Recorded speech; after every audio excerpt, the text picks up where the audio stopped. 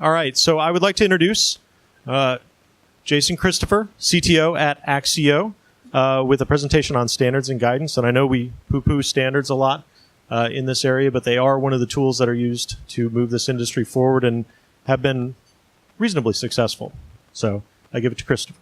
Right. Or Jason. Excuse me. Thank you. Thank you very much. Yeah, we're good. We're good. Standards. Okay, yeah, standards and guidance. I hope during the break you got plenty of caffeine. This is obviously one of the drier topics that we have because we are talking about bureaucracy in some areas, requirements, compliance, all of the things that we hear about security that people kind of cringe about. It's my job in the next half hour to make you passionate about. So wish me some luck. And again, I hope you got caffeine during the break. So a little bit about me, not much because I have a lot of topics I want to be able to cover. But I actually have been doing standards development for a number of years. You see a couple of the bodies of work that I've worked on in the past. The NERC CIP mandatory standards, which I'm going to talk about, as well as the cybersecurity capability maturity model. Conversations that I've had across my time as a federal employee at the U.S. Department of Energy, FERC, and I also spent time with EPRI, Electric Power Research Institute, and I am an instructor for SANS. But let's talk about the actual, what does it mean to talk about a tale of standards development? So standards development, this room would actually be a really nice room to develop standards in. Typically, they're more like windowless rooms that you don't see anything for a number of weeks at a time, working with folks for a number of years. In the case of CIP version 5, for example, that staff and drafting team was around for 5 years, one of the longest standard drafting teams within NERC history.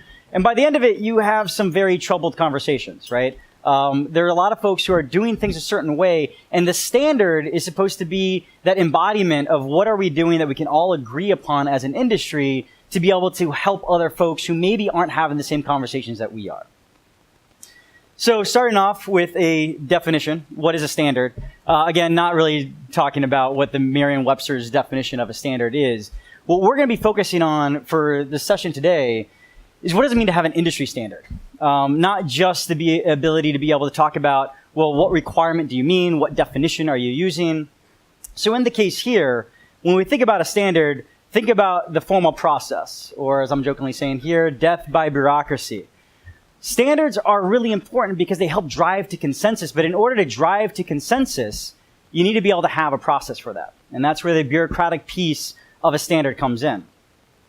So it's a document that will tell you what to do, how to design something. It could cover a whole lot of different things, the what to achieve or the how to achieve it, maybe sometimes both. Within the context of these definitions, there are voluntary consensus standards, which are typically what you're going to see when you talk about security standards for industrial control systems. As the name implies, they are both voluntary and consensus-driven, meaning that you're going to talk about standard development organizations, SDOs.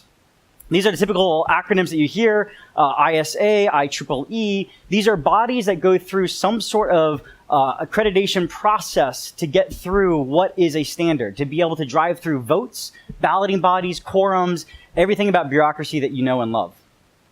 Because of that process, we are talking about the capability of this taking years, months or years, depending on what standard you're trying to develop, what type of external pressures are there on the group to develop those things. The benefit, though, of having these things is that they're not just unique to cybersecurity, and we know them. They are a known quantity. If you think about any other type of thing that you'd want a standard for, you'd want standards around, in this case, telecommunications, operations, safety. There are standards for life jackets, for washing machines. So we're not just talking about the ability to have this process uniquely for cybersecurity. Because you have these SDOs that are around, you're able to gain weight to what the consensus-driven process is. If I'm working for an IEEE standard, if I'm working for an ISA standard, I'm working for an API standard, all these different acronyms that are industry bodies, there's a weight behind those, right? So they are able to garner some subject matter expertise that you would not necessarily get if it was just an ad hoc, we're going to create this in my basement, we're going to release it, and everyone's going to use it. Which gets me to, what does this look like? So do not memorize this. This is from ANSI, American National Standards Institute. In this case here, this is the typical process you would see for developing a standard, right? We come up with the ideas. We have a drafting team that then correlates around that idea and starts writing requirements. Then there's a ballot body that will go through and say, well, you got it right, but I want to see these type of changes. You vote and you iterate until you get something that is consensus-driven across industry. So what is a guideline? This session is called Standards and Guidelines. In this case here, think of guidelines as a far less formal process, right? Standards imply this idea of an SDO, imply this conversation that you'd have across multiple subject matter experts. For a guideline, though, we may be talking about less bureaucracy, for sure, but because of that, your mileage may vary. Because you may not have that standard-driven process, you may not necessarily get to that same conclusion. That does not mean that the guidelines are bad inherently. It just means that they're different. They may serve a different purpose. They were developed differently. So in this case, it may tell you the same things that a standard tells you. But because there's no defined process, you may have some results that either would or would not work within your processes. That doesn't mean, again, that the shorter process is the worst process. So for example, with Cybersecurity Capability Maturity Model, the C2M2, that process in comparison to NERC CIP, which version 5 took roughly 4 years, took 6 months. And that include piloting with industries, having a tool developed. At the end of the day, you still have thousands of different organizations using both NERC CIP and using C2M2, but they were designed in different process. So you could have these created by anyone.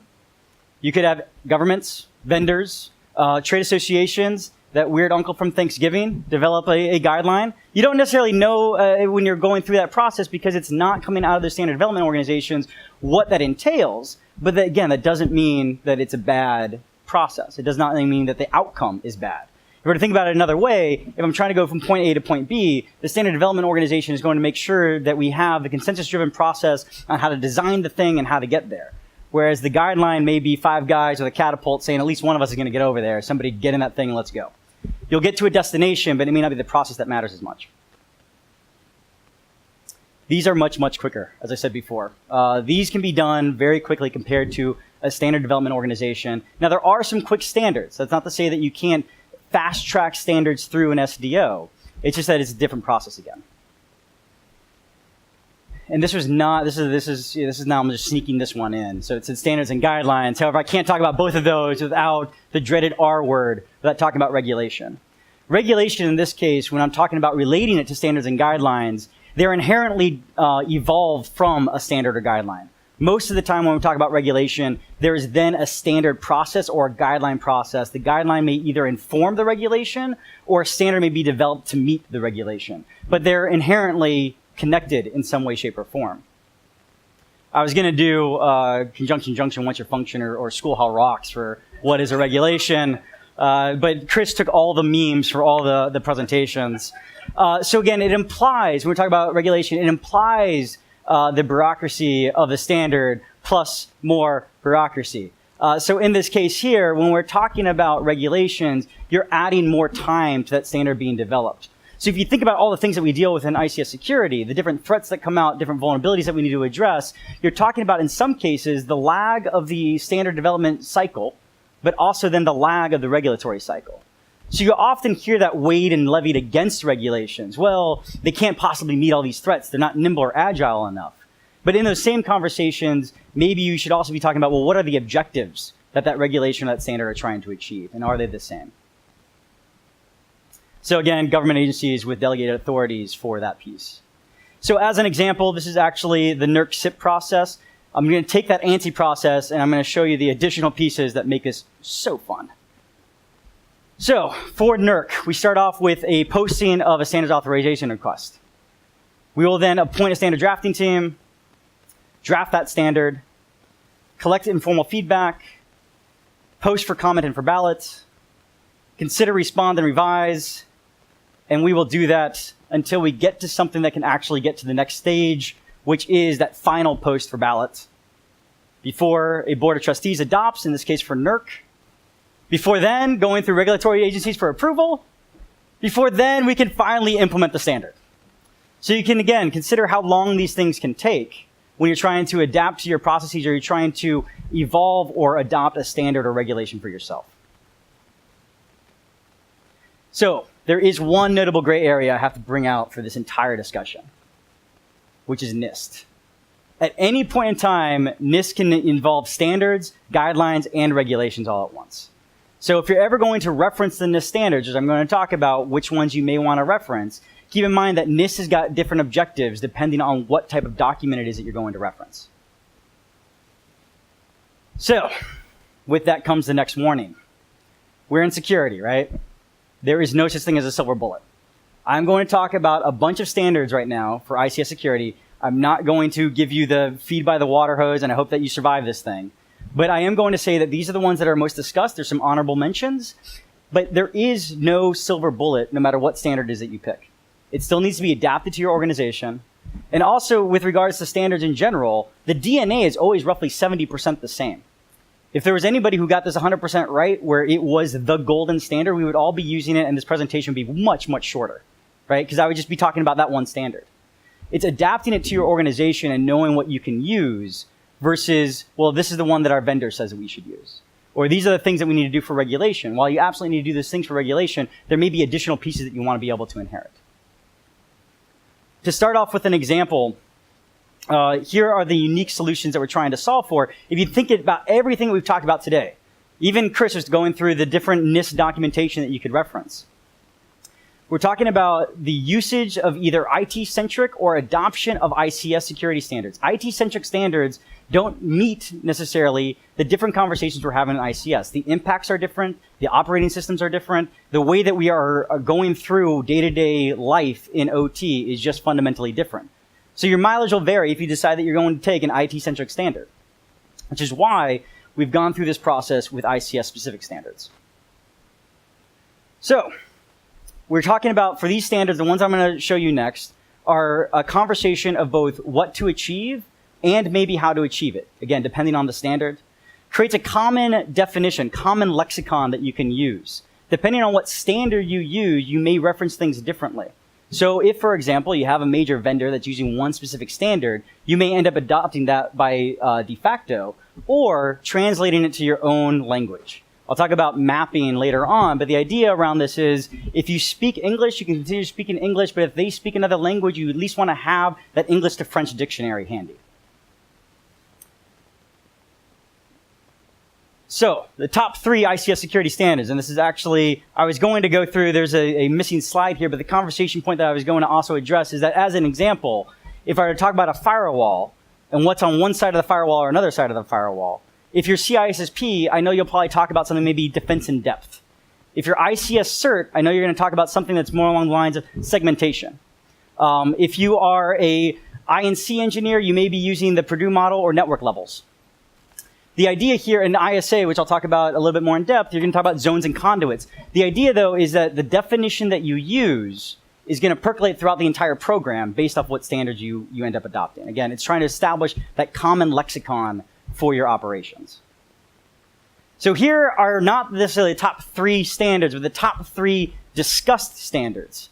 Again, noting that there's not a silver bullet necessarily that you're going to say that's the one that we're using. You may use an amalgamation of different types depending on what needs you have. So in this case here, we have ISA 62443. It's impossible to walk or talk in this industry without being familiar with the standard to some extent.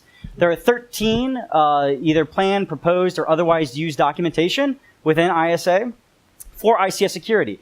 The thing here that's really interesting and really cool is that you can see it's broken up into this idea of general policies and procedures, system and component level standards, and also roles. That's something that's really unique when having this conversation between what the asset owner does, what the integrators may do, and what the suppliers do. Recognizing that security is across that entire process. So in this case here, you can see that you'll pick up different standards depending on where you are in that life cycle, where you are in that value chain. So for operators, asset owners, in this case, they're going to pick up 1-3, 2-1, and 2-3 because that is custom made for what it is that they do as operators. Compared to when we're talking about suppliers, right? They're picking up 4-1 as a conversation point about the supply chain. So when you talk about using 62443, when you talk about integrating into your risk management program, you're talking about picking up specific standards, specific parts of it, as opposed to necessarily picking up the whole thing and reading it. It is dependent upon your role, which I think is super awesome in terms of a standard. So we are missing a few other talking points here, so I'm going to go back. The other thing that's really interesting here is the conversation about impacts. When I'm looking across this entire standard body, the impacts, the security levels 1 through 4 are talked about in the way of, well, what type of attacks are you trying to prevent? What type of attacks are you worried about? What's the adversary capability? So security level 1 starts off very, very basic in terms of risk management conversation. Well, we're talking about accidental. We're talking about eavesdropping. We're talking about low skill. And then as you go through 2 and 3 and 4, these security levels start baking in, well, what type of adversary are you most worried about? What type of resources do they have? How much ICS knowledge do they have?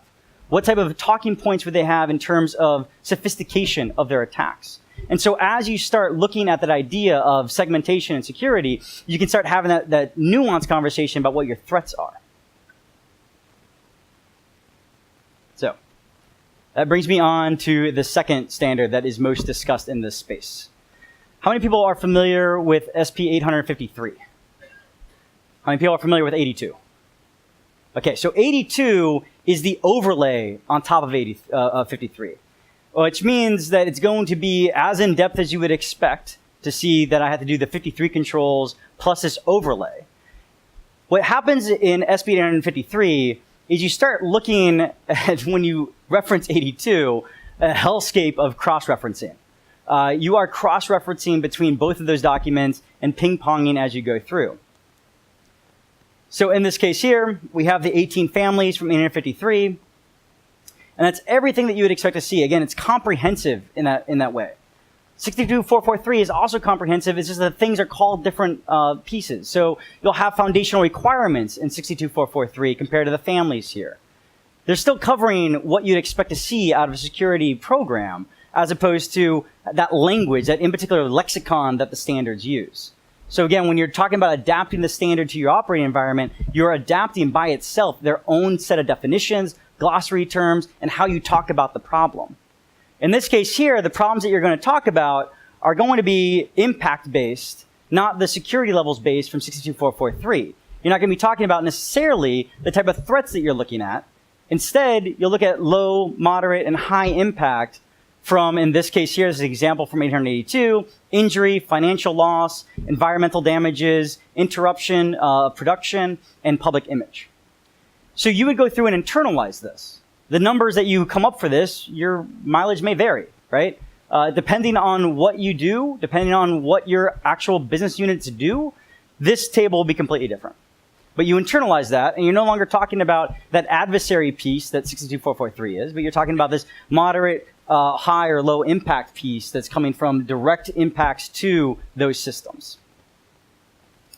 And then you're going to look at a control to implement. So in this case here, I'm going to walk through an example just to give you an idea of the amount of different definitional uses you're going to have. So in this case here, and I think that you saw that Chris talked about how the standards due to the shutdown are not available right now. But the National Vulnerability Database is, so NVD has actually got all the 853 controls on there. You can go through and you can say, okay, well, IA2, in this case, identification authentication, we're going to look at low because those are the enhancements. So both 62443 and 853 have got base controls and then enhancements depending on whether either that threat adversary piece or the impact piece that you'll reference to be able to put more controls on them. So you can think of it very simply as the standards have a baseline and then things that you add to them as a part of that. So I then looked at the controls I wanted from 853, and these are the actual control language pieces here. Now you can see, interestingly, we're talking about something very, very simple. The information system here implements multi-factor authentication, and then the other low control is talking about what you do for logical access and physical access using some other form of identification, right? In this case, because this is a federal standard, now keep in mind, this is a free resource, but it is a federal standard, it references other federal standards, in this case, HSPD 12, which is the standard that the government uses for being able to have different badges and what is actually used for those badges. So it's referencing already other standards. So you can already tell you know you're going to be looking at other standards when you're reading this one standard. Then you go back into 882, you go through those recommendations. And in this case here, the recommendation starts off with some guidance about industrial control systems. The fact that authentication may be difficult depending on your operating environment. The fact that the time it takes an operator to enter the username and password, fat finger it 5 times, you may have a safety event. So in that case there, you may augment this using either physical controls or something outside of that control center environment. So again, it's taking the 853 controls and then processing this overlay on top of it. But wait, there's more. Because also with the 882, you then have to look at a whole host of other guidance documents if you want to be able to drill down a little bit further. So each one of the families have got additional context for that guidance. And then if you want to, you can read NIST special publications until you have no more bedtime reading available. And the last conversation on the ICS security standards that are most discussed. Again, not validating whether or not these are the best standards, but the most discussed. You can't escape these no matter what. In this case here, NERC CIP. So NERC CIP goes through, again, a similar construct of what is programmatically needed across the board for your conversations in ICS security. So in this case here, within NERC CIP, we start off with CIP 002. And CIP 002 has the same conversation about low, medium, and high impact. But unlike NIST, you're not given the option to kind of select your own where you fit. We have a conversation of bright line criteria. So when we talk about that risk management conversation, there's actually already documentation about, based off the physics of the grid, here's what it means for high, here's what it means for medium, here's what it means for low. And those conversations are all based off your functionality in the grid, what it is that you do as part of that. Within all these different standards, 62443 is one of the most discussed because it is one of the most comprehensive, goes through the roles, goes through different, how you do a threat assessment, how you actually look at even maturity model aspects for your program. 882 is talked about so much because it is also a comprehensive document, but it's also freely available, right? It's hosted on NIST website when NIST website is not down. And it goes through, again, the entire sort of litany of things that you'd want to look at from a requirements perspective. CIP is most discussed because it has the same DNA as parts of those, but it's also mandatory regulation. So if you are in the grid space in the United States, in the mainland United States, you are going to comply with NERC CIP. So it goes through each one of these topic areas. Even if you only have low impact, you still have to do at least 2 of these things, which still could have hefty penalties associated with them. So what that looks like from this perspective is, again, for those of you who aren't familiar with the grid, it's the only time I'm going to show a grid comparison chart, famously from DOE, that none of us have updated over the many, many years that we've seen it and used it. But the same thing that I talked about earlier with how do you define that firewall or what's behind that firewall? The idea of zones and conduits, right? The idea that you're going to have different trust systems that have already been discussed throughout the rest of this today, with conversations on, well, how do I protect the crown jewels? So in this case here, the idea that there are going to be different requirements for high impact systems versus moderate impact systems versus low impact systems. And there are many, many honorable mentions. This presentation, because I don't want this to be just a litany of the different requirements, I want you to know that depending on where you are, you may already have cybersecurity standards that you have to reference. In this case here, you can see I start off with chemical facilities, CFATs. We have NEI 0809, that's for nuclear, TSA pipeline standards. There's a whole litany of conversations here that we've been having over the past decade plus. The life cycle of these things, all of us roughly started to explore the standards development organizations for ICS security in the early 2000s. Mostly because the things that we were worried about at that time were what are happening in our control centers. Can anybody think about what was the big things we were worried about in 2000s with control centers? Just random malware, right? Things, because the control centers were looking and feeling more and more like our IT structures. And so then we started saying, well, how do we start putting that into field devices? And how do we start building these things out more and more and start maturing these things? And so a lot of these standards development efforts have been going around for easily over the past 15 years, depending on where your heritage comes from in terms of applying these things. So the lesson here is you can pick up almost any of these. I do have preferences that I'll share at the end about where you should start. But again, the DNA of these things are roughly the same. It's not like you're going to pick up one of these and say, I'm supposed to have an inventory. That is shocking, right? You're going to see a lot of the same language. It's just going to be using different lexicon, different terminology to describe very similar concepts. And maybe the instructions on how to get there are a little bit more specific to your operating environment. Which brings me to the final conversation that I want to be able to have with you. The NIST Cybersecurity Framework. So the NIST Cybersecurity Framework came out of an effort from the White House in 2014 on how to get all critical infrastructure to talk in a similar language about both risk management, which Patrick will talk about later, as well as this ICS OT IT security construct. So the framework itself has got a interesting conversation about both maturity within your program. So are you doing this ad hoc? Do you have resources? Are you referencing standards? Are you referencing guidelines? How are you able to do information sharing? Do you have a risk management program?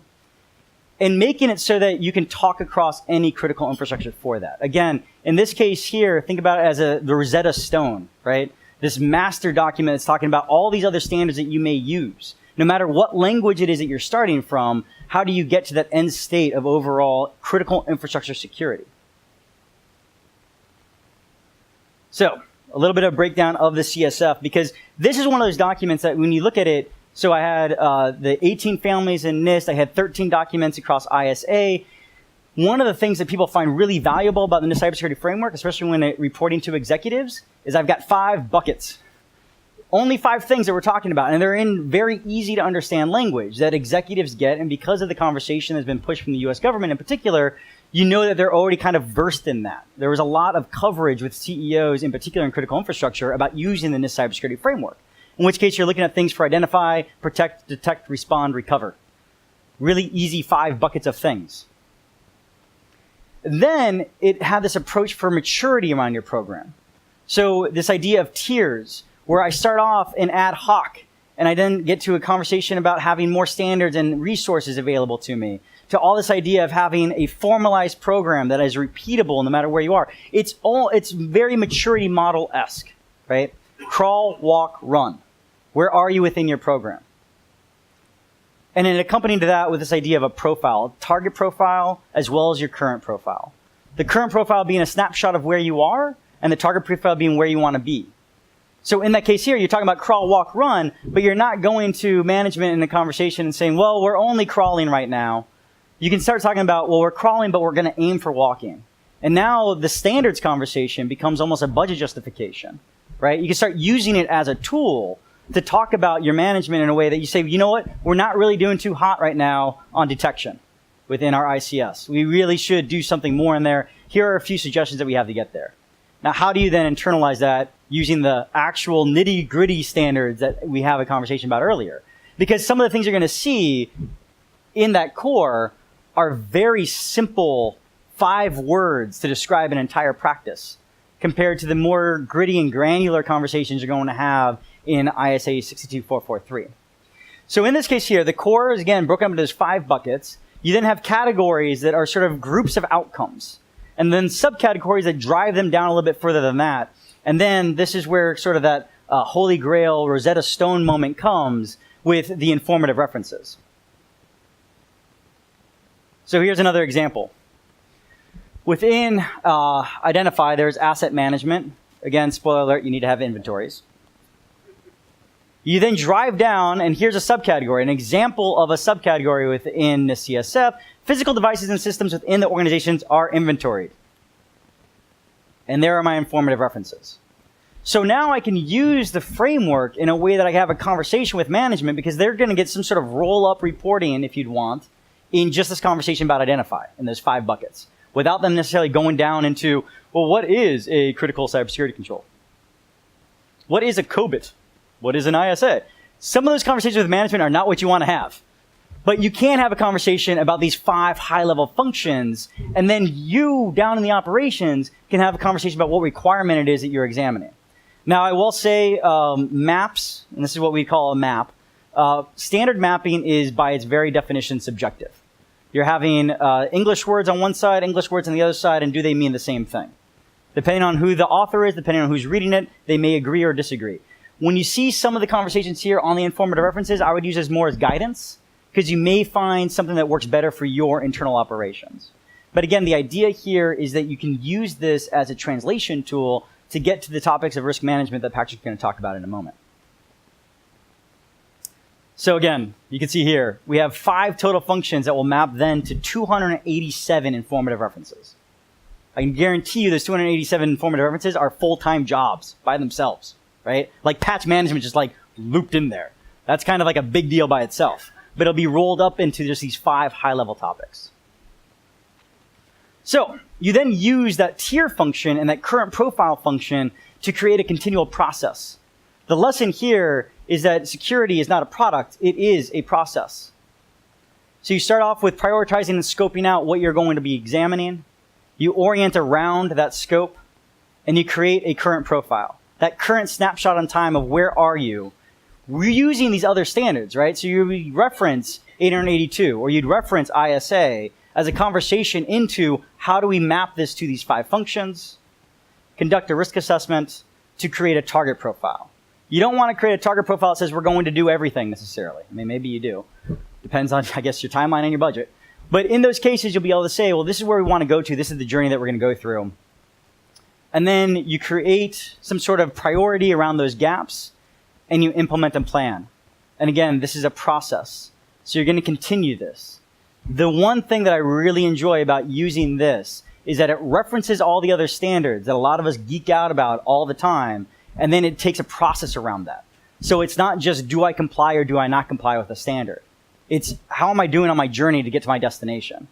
And then once I'm at that destination, what's the next destination I'm going for? Because I'm creating another target profile. So again, it reinforces this idea that security is a process. If you are international, good news, so is ICS. So here are some screenshots of different documents that you may use. You can see this is all over the board. So I have France on here, NISA within the European Union, CPNI within the UK. We've got Dutch, there's Qatar on there as well, and Canada.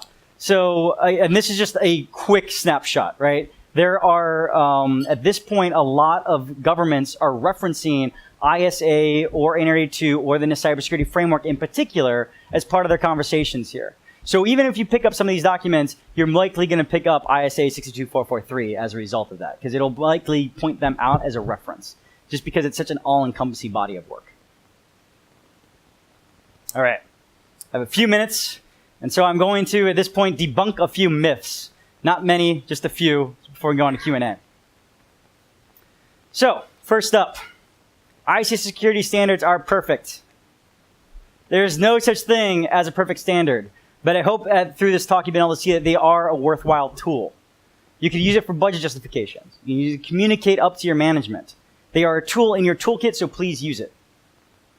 Myth number 2, ICS security standards are horribly flawed and no one should ever use them.